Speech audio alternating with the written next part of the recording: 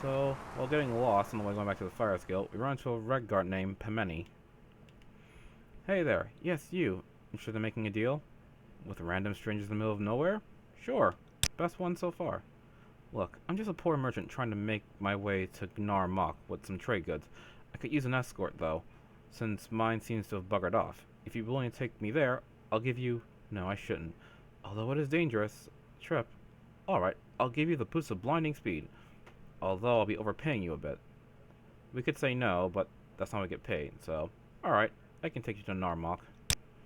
Excellent. Although that seems to be quite a high payment, the boots of blinding speed are a rare and wondrous thing. Never mind, I've made the deal. I'm an honest woman, now let's go. So, what are the boots of blinding speed? She doesn't want to tell us about that either. I think it's just a dialogue bug. Anyway, Narmok is actually not very far from here. It's actually around this area. It's a sea town. This is good, but bad. You see, in Elder Scrolls 3 Morrowind, escort missions sucked. Mainly because you could have the lowest base speed ever, but, you know, they would have one lower than yours. And their AI was no better than yours. And since there was no fast traveling here for escort missions, it's really, really annoying. So there's really no such thing as the best route here. Sure, you could take the roads, but that would be annoying. The only thing you have to do is make sure you actually get there. And it is a pain to get there. Anyway, here we come upon another Blaze agent. We'll talk to him later, but basically he's one of the Blaze trainers. He doesn't hold an important role here, but he is very useful since he lets you sleep here and other things. And he offers you some training. It can be a little easy to get lost, but basically it's a sea town, so we're just heading around to the seaboard, or the sea border really.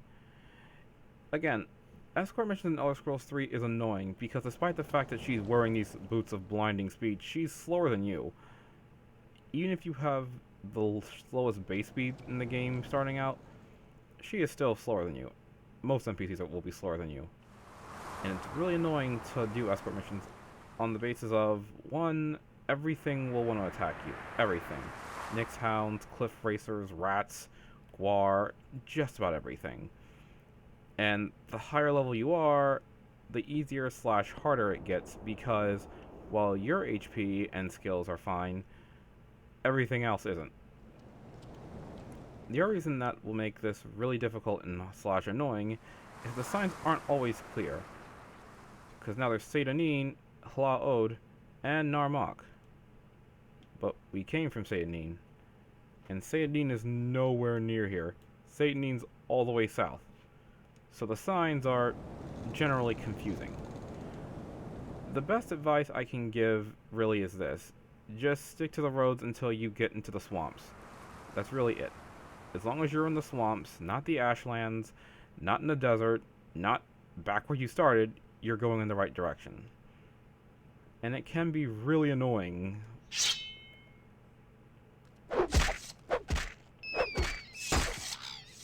Mainly because, oh look, cliff racers. Annoying, horrible creatures. These creatures are the worst in the game. Not because they're necessarily hard, but because they're literally everywhere. They're everywhere, they come unannounced, they will ruin everything you do. And the worst part about all this is that the AI is just terrible when it comes to following you here.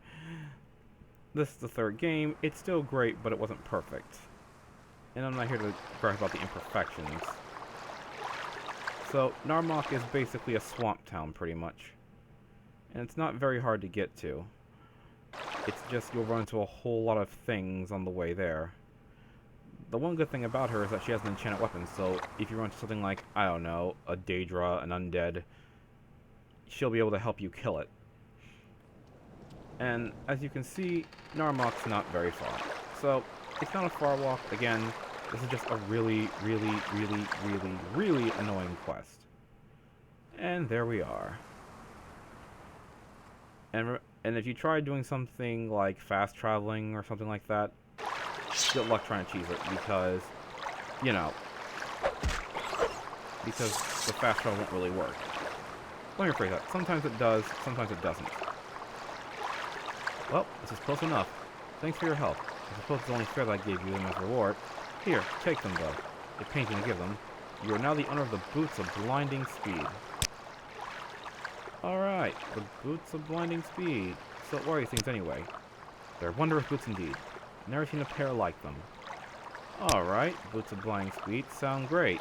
On paper, until you look at them. 200 points of speed, but you're literally blind. That's right, it's the Boots of Blinding Speed.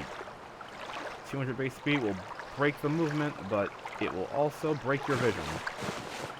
Boots of Blinding Speed. Great boots.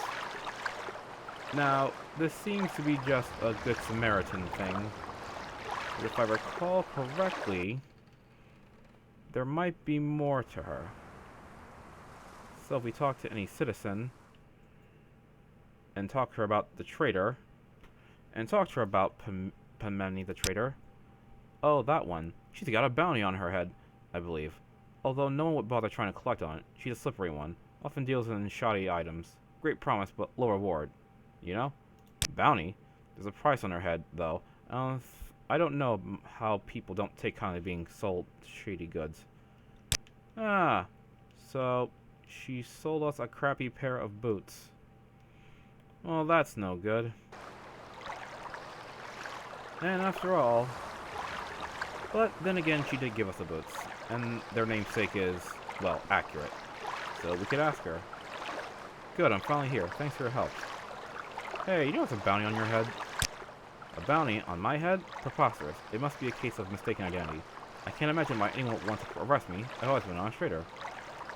But if we ask her again... As I've told you, it must have been someone else they were thinking of. This conversation is quickly becoming tiresome. We could ask her again. That's quite enough from you, what else? I'll take my leave of you now. And if we ask again, you offended me for the last time. She attacks us. What? All I did was ask a question a few multiple irritating times. There's no reason to be violent over this. Well, she seems though, and she hit us first.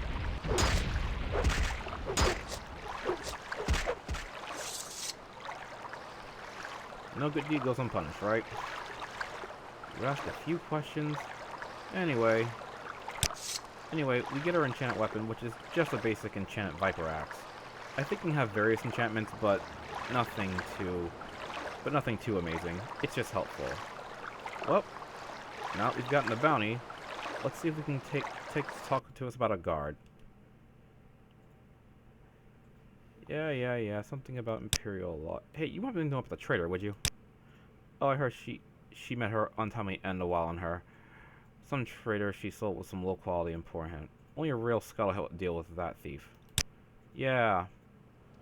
So, the bounty is so small, even the guards don't care to give us anything about it. It's just enough that she's dead, and that's it. Well, crap. Time to get back to Idis, I bet.